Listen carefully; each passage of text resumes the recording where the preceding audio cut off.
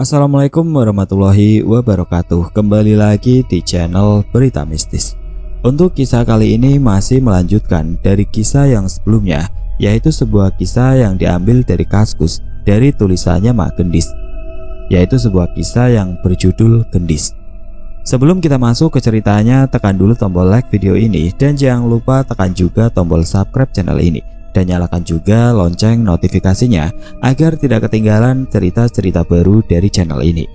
Dan bagi teman-teman yang ingin membaca langsung ceritanya, nanti silahkan saja kunjungi linknya yang nanti akan saya sertakan di kolom deskripsi. Dan seperti apa untuk kelanjutan kisah ini? Langsung saja kita simak berikut ini.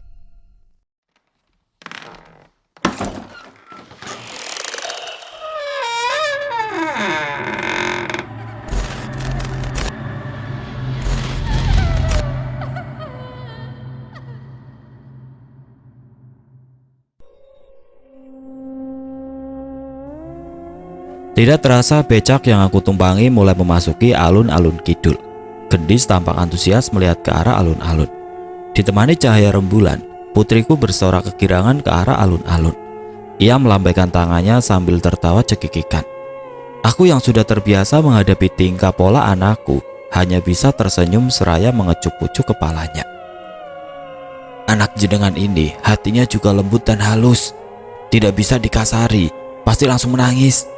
Abang becak meneruskan ucapannya. Masa sih bang? Tanyaku ragu. Betul bu, lihat saja nanti kalau anaknya sudah tumbuh agak besaran sedikit. Adik Gendis akan menjadi anak yang sopan dan berperasaan halus.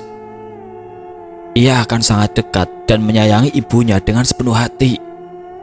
Bersyukur sekali bapak dan ibu dikaruniai anak seperti Gendis. Alhamdulillah, insya Allah pak, minta doanya saja. Jawabku sekenanya. Semua ucapan beliau bagiku hanyalah sebagai pengisi waktu kosong. Tidak aku masukkan ke hati sama sekali. Ketika melewati keraton, sorot mata putriku berubah menjadi tajam. Ia tampak mengamati ke arah keraton yang pintu gerbangnya tertutup rapat dan tanpa ada penjagaan sama sekali. Mah, tuh apa? Tunjuk Gendis ke arah pohon-pohon besar yang berjejer di depan keraton. Itu namanya pohon beringin. Gendis terdiam. Ia tampak berpikir sejenak.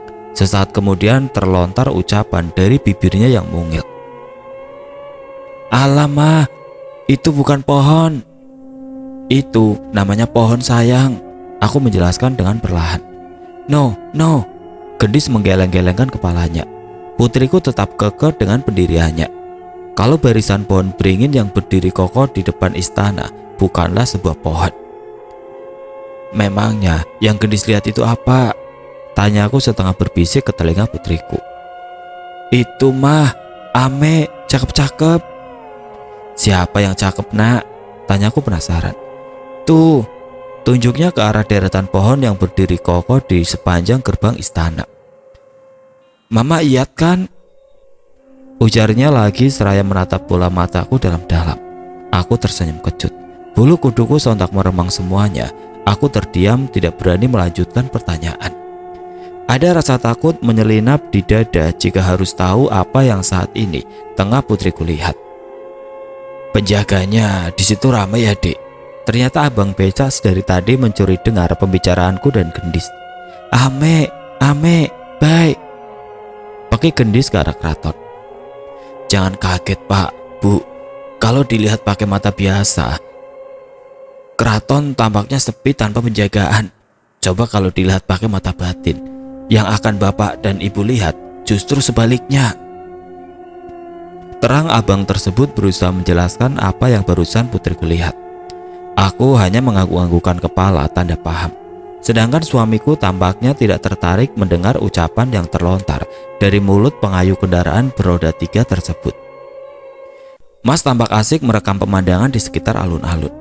Becak terus melaju jauh meninggalkan alun-alun dan keraton. Kendaraan beroda 3 ini mulai memutar balik ke arah Malioboro. Pak, berhenti di sini saja. Suara Mas mengagetkanku yang sedang asik melihat lampu yang bersinar terang di sepanjang jalan. Loh, kan belum sampai depan hotel sampean, Pak. Raut wajah abang becak terlihat kebingungan. Tidak apa-apa, Pak. Saya mau mengajak istri dan anak saya makan di restoran dulu. Tungkasmas Raya menyerahkan selembar uang berwarna merah ke tangan pengayuh becak. Kulihat bangunan yang berdiri di sebelah kiriku. Ternyata sebuah restoran yang sangat bagus, dengan berbagai macam bentuk lampion berwarna-warni yang menambah indah suasana. Baik Pak, maaf, ini uangnya, tidak ada kembaliannya, ucapnya terbata-bata. Sudah, tidak usah dipikirkan, ini rezeki Bapak, ujar Mas Raya menggendong Gendis dan membawanya berjalan menjauh dari becak. Terima kasih banyak Pak, Bu, sekali lagi saya mohon maaf sebesar-besarnya jika ucapan saya ada yang tidak berkenan di hati Bapak dan Ibu. Sama-sama Pak, jawabku sambil tersenyum. Aku dan suamiku mulai berjalan memasuki pelataran restoran. Samar-samar telingaku mendengar suara abang becak. Tolong dijaga putrinya baik-baik Bu. Aku menoleh ke arahnya, berusaha memastikan pendengaranku. Namun pengayuh becak itu sudah tidak berada di tempatnya lagi. Seluruh tubuhnya tampak berubah menjadi angin dan menghilang di balik kegelapan malam. Keesokan paginya, ketika sedang sarapan di restoran. Semalam Gendis aman kan Mas? Tidak menangis dan menjerit ketakutan seperti di hotel yang kemarin. Ayah Dwi memulai perbincangan dengan suamiku. Alhamdulillah aman Om, Gendis tidurnya nyenyak banget sampai pagi. Syukurlah kalau begitu. Pak, kita ke pantai Parangtritis yuk, rengek Dwi manja. Aku mengerling ke arah Dwi, tanda kurang berkenan dengan ucapannya. Jangan, kasihan adikmu, kemarin malam saja di hotel sampai menjerit-jerit histeris begitu. Bagaimana nanti kalau diajak ke Parangtritis? Kita kan tidak tahu apa yang nanti Gendis lihat di sana, jawab ayah Dwi. Ya Bapak, kapan lagi kita bisa ke sana? Kan mumpung masih di Jogja. Dwi terus membujuk ayahnya untuk berjalan-jalan ke pantai yang terkenal dengan mitos Ratu Kanjeng Kidul. Ibu Dwi berdeham kencang sambil melotot ke arah Dwi, memintanya untuk diam. Dwi tertunduk lesu menatap ke lantai keramik hotel yang berwarna putih. Sudah, kapan-kapan lagi kita bisa ke Parangtritisnya. Tunggu adikmu siap. Ayah Dwi mencoba menghibur putrinya yang manja. Kapan siapnya? Gendis kan rewel terus, gerutu Dwi sambil memainkan ponsel di tangannya. Dwi, yang sopan kalau berbicara, bentak tante sambil melayangkan pandangan tidak suka ke arah putrinya. Dengan wajah cemberut, Dwi menundukkan wajahnya dan mengalihkan pandangan ke ponsel yang selalu berada dalam genggamannya. Mas Dedi, kita mau tetap menginap di Jogja atau melanjutkan perjalanan? Tanya ayah Dwi sambil melihat keluar jendela restoran. Kalau lanjut ke Semarang bagaimana Om? Biar sekalian Gendis tahu kota Semarang, usul Mas sambil melirik ke arahku yang sedang menyuapi Gendis bubur. Boleh Mas, mau berangkat sekarang atau bagaimana? Agak siangan saja Pak ke Semarangnya, sekarang kita cari oleh-oleh saja, usul Ibu Dwi yang dari semalam bawaannya ingin belanja terus. Ayah Dwi manggut-manggut tanda setuju. Setelah menyelesaikan sarapan pagi, kami semua segera berbelanja oleh-oleh untuk dibawa pulang. Setelah itu siangnya kami berkemas dan bersiap-siap menuju ke Semarang. Setelah menempuh perjalanan hampir 3 jam lamanya, akhirnya kendaraan kami mulai memasuki kota Semarang, kota yang terkenal dengan lumpianya.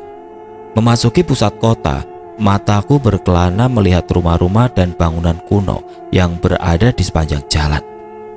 Oh, seperti ini yang namanya kota Semarang, gumamku sambil berdecak kagum. Wi, tolong carikan hotel yang berada di dekat pusat kota, pinta suamiku ke Dwi yang masih memasang wajah ditekuk. Tanpa banyak bicara, Dwi segera membuka aplikasi hotel dan menyebutkan sebuah nama hotel yang letaknya sangat strategis. Mas segera mengarahkan kendaraannya ke bangunan hotel yang dimaksud. Setelah memarkirkan kendaraannya, kami segera menurunkan barang bawaan dan Mas segera menuju ke lobi untuk check-in. Lantai 7, room 705 dan 706, ujar suamiku pada kami yang sedang mengamati bentuk bangunan hotel yang bisa dibilang cukup unik. Aku sedikit bernapas lega ketika mengetahui kamar aku dan keluarga Dwi letaknya bersebelahan. Jadi Gendis tidak perlu repot jika ingin bermain ke kamar kakeknya. Dengan menggunakan lift, kami segera menuju ke lantai 7. Aku berdecak kagum dengan dekorasi glamor dan interior hotel yang terbuat dari kaca tembus pandang. Aku dan Gendis segera memasuki ke kamar 705, sedangkan keluarga Dwi menempati kamar di sebelah kamarku. Aku segera mengeluarkan barang bawaan dan menatanya di dalam lemari. Sedangkan suamiku tampak asik berbincang-bincang dengan ayah Dwi di depan pintu kamar. "Mah, dis ayah ulu," pamit putriku seraya berlari menuju ke pintu kamar. "Iya, dis," jawabku sambil terus menata barang-barang. Aku masih merapikan barang bawaan di lemari yang telah disediakan saat aku dengar derap langkah kaki berjalan memasuki ruangan. Aku melirik dengan ujung ekor mata. Ternyata suamiku yang datang.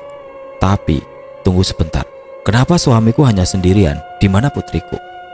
"Loh mas, Gendisnya mana?" "Gendis?" Suamiku malah balik bertanya dengan raut wajah bingung. "Iya Gendis, tadi kan dia nyamperin kamu dan ayah Dwi pas kalian lagi asik ngobrol di pintu." "Gak ada, mas dari tadi tidak melihat Gendis sama sekali." "Jangan bercanda kamu," sergaku dengan raut wajah penuh tanda tanya. "Serius, mas tidak bercanda. Ngapain juga mas ngisengin kamu? Mungkin Gendis lagi main ke kamar Dwi," tukas suamiku. Perasaanku mulai tidak enak. Setengah berlari aku bergegas menuju ke kamar sebelah, diikuti oleh suamiku.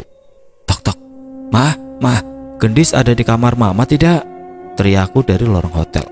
Pintu terbuka dan tampak wajah Dwi muncul dari dalam ruangan. "Gendis gak ada di sini mbak," sahutnya dengan wajah datar. Tanpa berkata sepatah kata pun, aku langsung melangkahkan kaki berjalan memasuki kamar. Aku termenung mengamati seluruh sudut ruangan, tapi tidak aku temukan sosok putriku sama sekali. Hanya ada orang tua Dwi yang sedang rebahan di atas kasur, sedangkan Dwi berdiri tidak jauh dariku dan menatapku dengan tatapan bingung. "Mah, om, lihat Gendis tidak?" tanyaku dengan bibir bergetar. "Gak ada Gendis di sini," saut mereka. Aku yang tidak mempercayai ucapan mereka berpikir kalau keluarga Dwi sedang menggodaku dan menyembunyikan putriku. Aku segera menggeledah seluruh ruangan. Semua lemari dan kamar mandi aku periksa, namun lagi-lagi tidak aku temukan sosok putriku. "Kamu kenapa sih mah? Kan sudah dibilang Gendis tidak ada di sini," ujar ayah Dwi sambil memandangku dengan heran. "Jangan bohong ah, kalau Gendis tidak ada di sini, terus Gendis di mana dong om? Di kamar Ima juga tidak ada," tatapku dengan mata berkaca-kaca. "Yang benar kamu, masa Gendis tidak ada sama Ima?" Ayah Dwi langsung bangkit dari pembaringan dengan wajah tercengang. "Serius om, tadi pas om dan mas ngobrol di pintu, Gendis pamit ke Ima kalau mau ke ayahnya. Nah pas mas masuk ke kamar, mas datang sendirian. Menurut mas, Gendis tidak pernah nyamperin mas. Ima kira Gendis lagi main di sini," ujarku sambil berusaha mengatur nafas. "Ya sudah, kalau Gendis tidak ada di sini, Ima mau mencari Gendis dulu," jawabku dengan tubuh yang terasa lemas. Dengan panik aku segera berlari keluar kamar diikuti oleh suamiku dan keluarga Dwi. Nafasku mulai tidak beraturan. Sesak rasanya bernafas. Ya Allah, kemana perginya putriku satu-satunya? Mataku berkelana berusaha mencari ke segala arah sosok tubuh putriku di antara koridor hotel yang sepi. Namun tidak aku temukan selet tubuh Gendis di sana. Bahkan desa nafas suaranya pun juga tidak terdengar sama sekali. "Dis, Gendis!" teriakku menggema di seluruh penjuru lorong hotel berusaha agar Gendis mendengar suaraku dan membalas panggilanku. Namun tidak ada satupun jawaban yang aku terima. Hening, di tengah rasa panik dan bingung, aku menatap lorong kosong di hadapanku.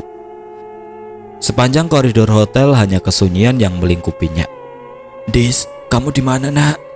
Dengan gugup aku mengedarkan tatapanku berusaha mencari keberadaan Gendis.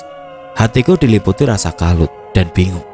Tidak tahu harus kemana mencari putriku di hotel sebesar ini. Wajahku tegang. Perasaanku mulai diselimuti rasa was-was. Aku takut kalau harus kehilangan putriku untuk kedua kalinya. Nafasku mulai tidak beraturan. Rasanya aku seperti kehilangan tempat untuk berpijak. Seperti orang gila, aku terus berlarian di sepanjang koridor hotel seraya meneriakkan nama anakku. Tidak terasa buliran kristal bening mulai tumpah membasahi kedua pipiku. Suasana hatiku benar-benar kacau dan diliputi rasa takut. Aku perhatikan di sudut lorong, keluargaku juga mulai sibuk memanggil-manggil nama putriku. "Gendis, Gendis!" Suara mereka terdengar bersaut-sautan memanggil nama putriku. Namun hasilnya nihil. Tidak terdengar sama sekali jawaban dari bibirnya yang mungil. Otakku berpikir cepat, memikirkan kemungkinan kemana perginya Gendis. Tapi seingatku, di lantai 7 tidak terdapat playground dan tidak ada tempat yang menarik perhatian untuk anak seusianya. Jadi kemana perginya putriku? Pikirku sambil terus mencari sosok keberadaan anakku. Mas dan Dwi, kalian tolong tetap berada di depan pintu kamar, berjaga-jaga kalau Gendis menuju ke sini. Ima khawatir jika Gendis kembali dan tidak ada seorang pun di sini, ia malah akan kebingungan. Usulku dengan nafas terengah-engah. Sebenarnya hati kecilku sedikit ragu kalau putriku bisa menemukan jalan untuk kembali. Hotel yang sekarang aku tempati begitu besar dan luas. Dengan banyak lorong di setiap bangunannya, bagaimana mungkin anak sekecil Gendis bisa mengetahui di mana letak kamarnya jika semua pintu terlihat sama? Mama dan Om, tolong cari Gendis ke arah lorong sebelah kanan, biar Ima mencari Gendis ke arah kiri, teriakku dengan bahu berguncang. Orang tua Dwi menganggukkan kepala menyetujui usulku. Dengan bergegas mereka segera menuju ke lorong sebelah kanan dan berpencar untuk mencari cucunya. Tubuhku kini terasa lemas, lunglai tidak bertenaga. Aku berlutut, terdiam, mengatur nafasku yang semakin tidak karuan. Aku berusaha mencoba berpikir tenang dan tidak gugup, berusaha mengembalikan semua akal sehatku. Seketika terlintas beberapa tempat di hotel ini dalam benakku. Ruangan yang sangat aku takuti jika putriku terjebak di dalamnya. Tempat itu. Mungkin saja saat ini Gendis berada di sana. Pekiku sambil berlari secepat kilat menuju ke arah gedung sebelah kiri. Aku melesat secepat anak panah menuju ke arah pintu yang biasanya dipergunakan khusus untuk tamu hotel jika terjadi kebakaran. Pintu itu, ya pintu itu. Kakiku terus berlari menuju ke arah pintu yang letaknya lumayan jauh dari letak kamarku. Tidak aku hiraukan derap langkah kakiku yang terdengar memenuhi seluruh penjuru lorong hotel. Kalau sampai ada tamu hotel yang merasa terganggu dan melapor ke pihak penginapan karena aku telah membuat keributan, aku tidak peduli. Prioritasku saat itu hanyalah menemukan anakku terlebih dahulu. Dengan nafas terengah-engah, aku berlari dan terus berlari menuju ke arah tangga darurat. Langkah kakiku terhenti. Kini aku pandangi pintu berwarna putih tulang yang berdiri angkuh tepat di hadapanku. Ia seperti tengah menertawakanku yang sedang kebingungan. Aku mengusap bulir-bulir peluh yang membasahi kening dan pelipisku. Emergency exit.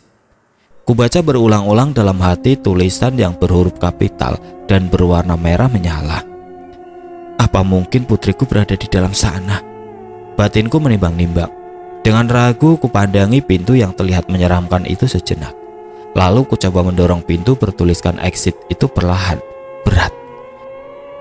Nampaknya tidak mungkin putriku memasuki ruangan ini, karena aku sendiri saja begitu kesulitan untuk membuka pintunya. Apalagi jemari mungil anakku, pasti ia tidak akan sanggup.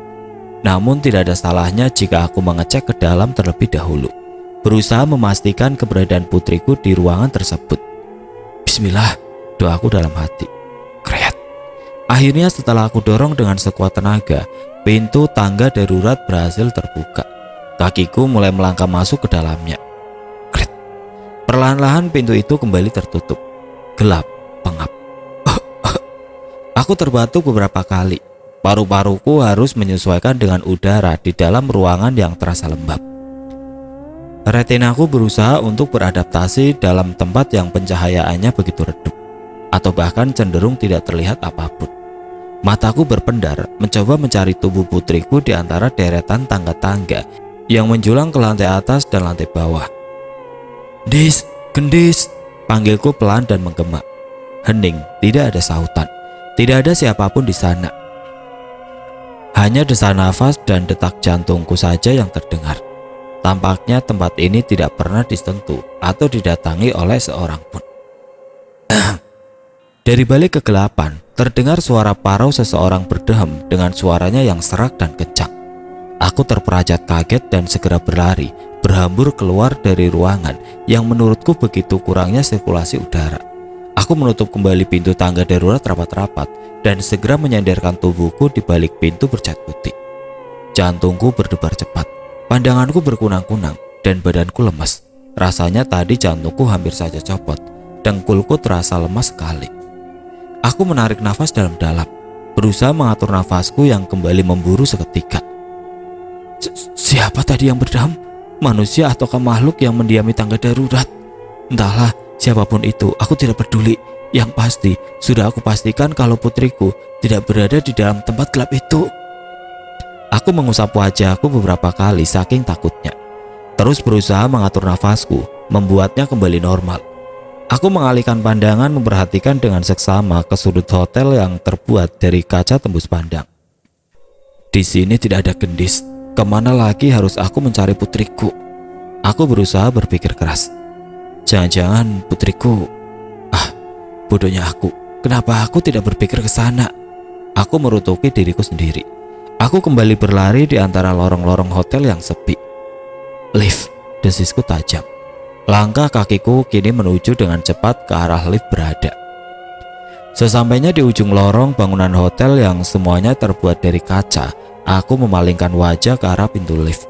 Sambil mengatur nafasku yang tersegal-segal tidak beraturan, layaknya seorang pelari yang sudah kehabisan nafas. Aku meningkatkan kewaspadaan, tidak mengalihkan pandangan sedetik pun dari putriku yang tampak asik tertawa sendirian. Aku mengedipkan mataku beberapa kali, berusaha memastikan kalau aku tidak sedang bermimpi. Aku menyeka buliran keringat yang terasa perih mengenai bola mataku.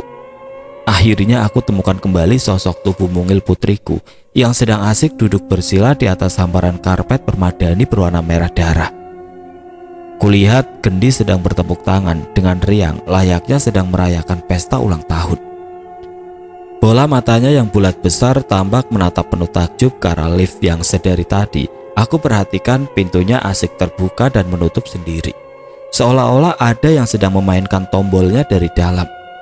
Oleh, Ucu, ucapnya riang. Agi, ayo Agi, disuka. Bekiknya kegirangan.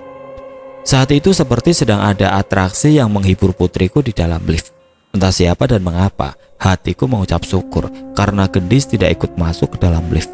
Aku tidak bisa membayangkan apa yang akan terjadi jika putriku sampai masuk ke sana dan terjebak sendirian di dalamnya.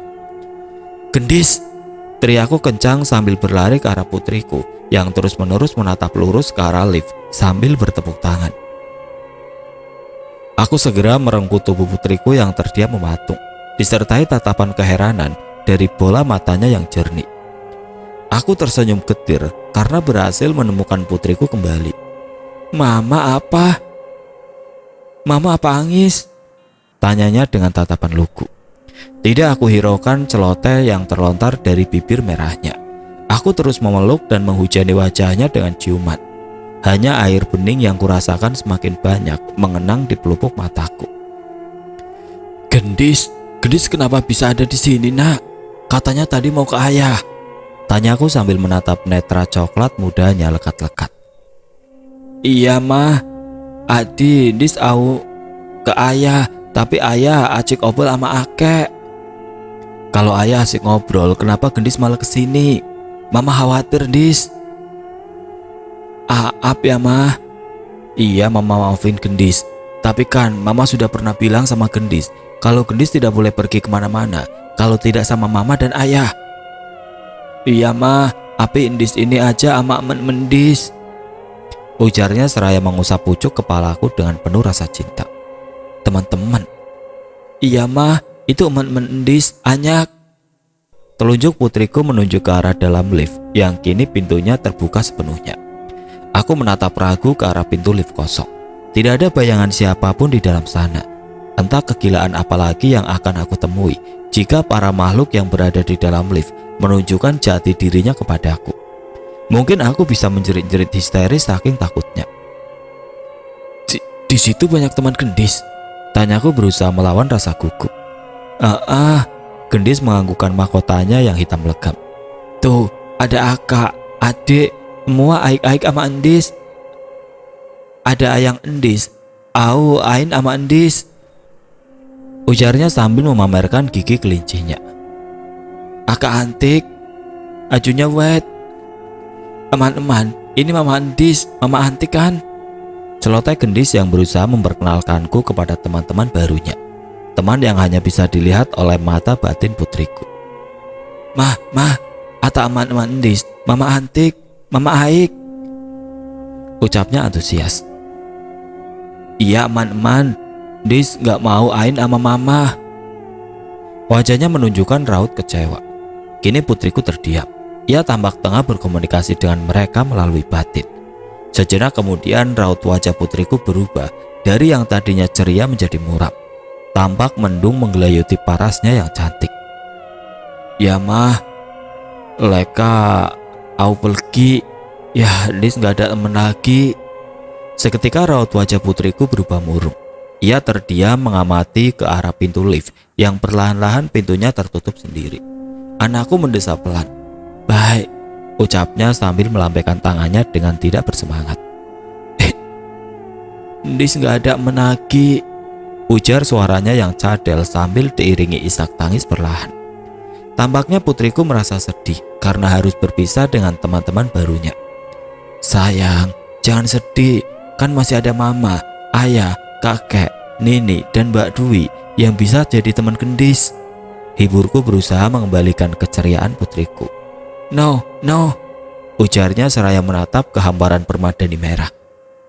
Gendis uka mereka, ucap bibirnya yang mungil. Aku menatap bayangan diriku dan Gendis yang terpantul dari pintu lift. Segera aku mengulurkan tangan ke arah Gendis dan mengusap buliran air matanya. Anakku masih tertunduk lesu, menatap ke arah hamparan karpet. Gendis, main di kamar sama mama yuk, jangan bermain di sini, bahaya. Dengan sekuat tenaga aku berusaha membujuk putriku untuk segera beranjak dari depan lift. Namun wajah putriku terus terlihat murung. Sayang, coba lihat ke mama sebentar. Gendis sayang sama mama tidak?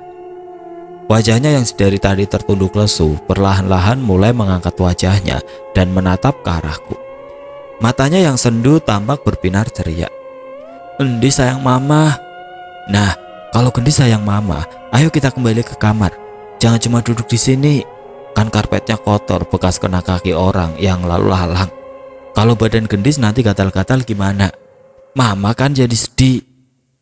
Tampaknya kali ini bujuk rayuku mulai membuahkan hasil.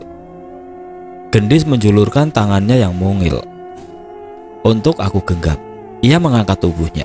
Sambil bergandengan tangan, aku dan Gendis mulai berjalan meninggalkan tempat itu.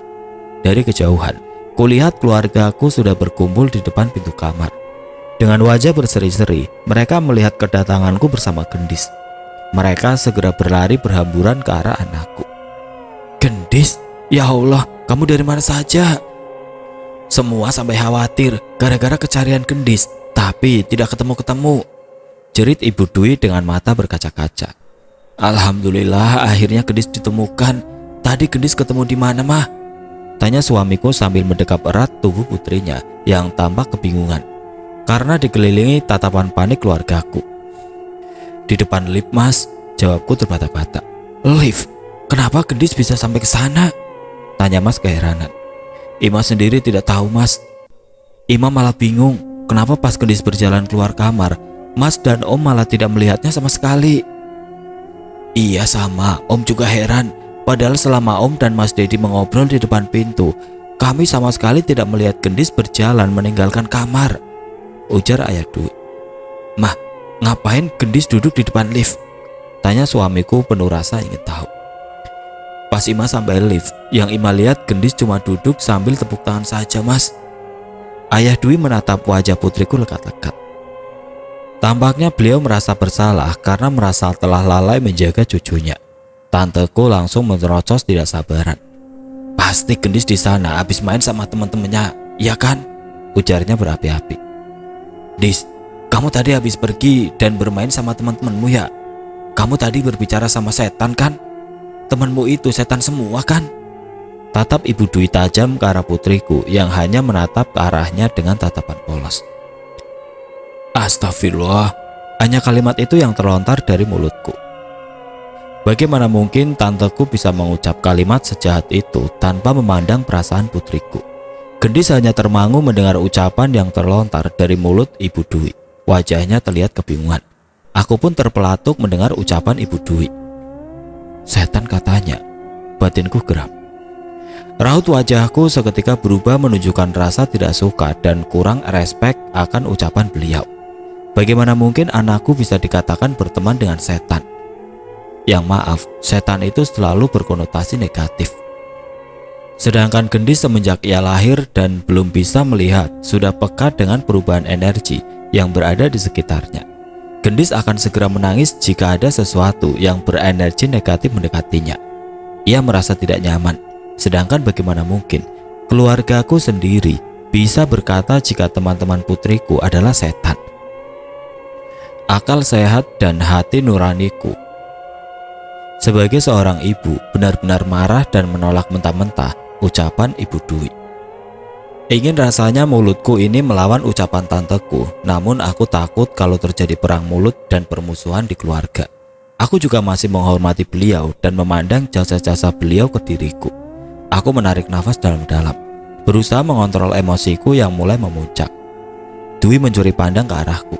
Tampaknya ia paham kalau aku tersinggung dengan ucapan ibunya. "Dis, kita masuk ke kamar saja yuk," ajakku pada putriku sambil berlalu meninggalkan suamiku dan keluarga Dwi di lorong hotel. Aku segera membuka pintu kamar dan membawa putriku menuju ke kamar mandi untuk membilas dirinya, mengganti bajunya yang kotor karena sudah duduk di atas karpet. Setelah putriku wangi dan cantik, aku segera membawanya duduk di atas kasur, menyalakan televisi dan mencari film kartun kesukaan kami berdua. Saat tengah asik menonton film, tiba-tiba Gendis bertanya padaku. "Mah, Endi setan?" ujarnya sambil menatapku dengan tatapan kekanak-kanakan. Aku menghela nafas ringan, membelai rambutnya yang basah karena habis kuramas. Aku tatap hangat kedua bola mata putriku. "Gendis itu manusia, bukan setan.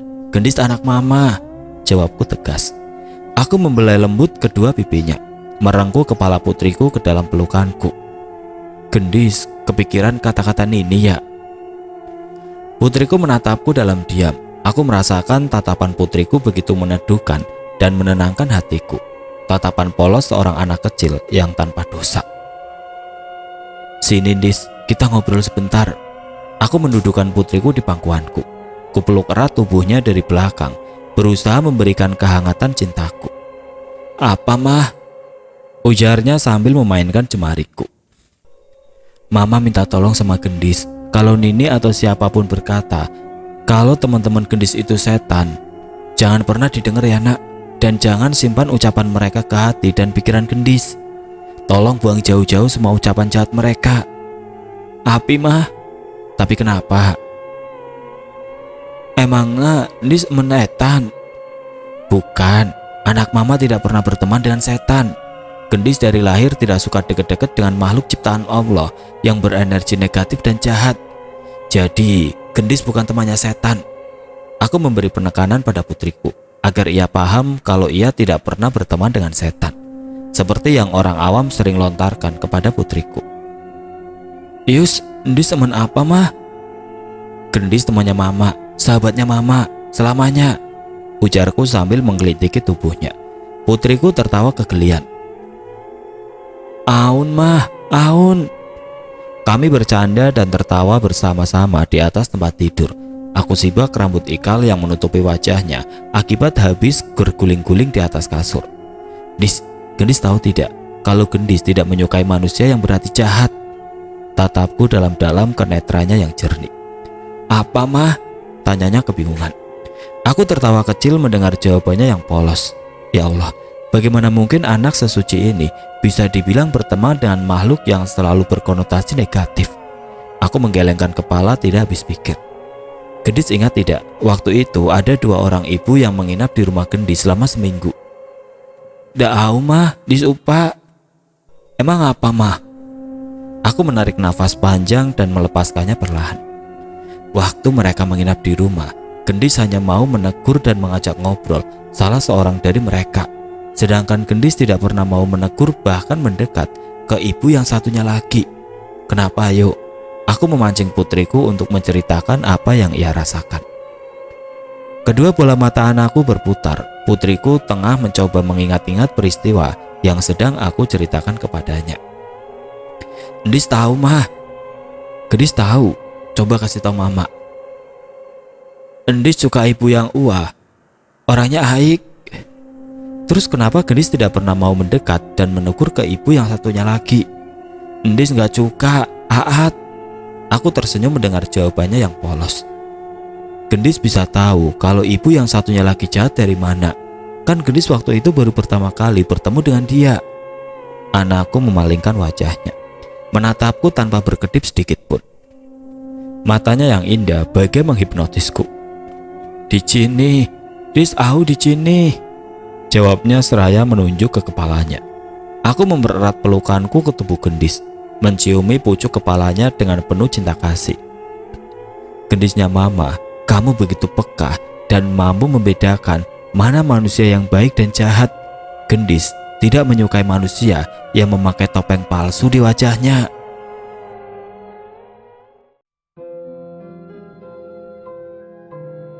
Oke teman-teman, sampai di sini dulu ceritanya. Nantikan kelanjutan kisah ini di video berikutnya. Agar tidak ketinggalan, klik tombol subscribe channel ini dan nyalakan lonceng notifikasinya. Wassalamualaikum warahmatullahi wabarakatuh.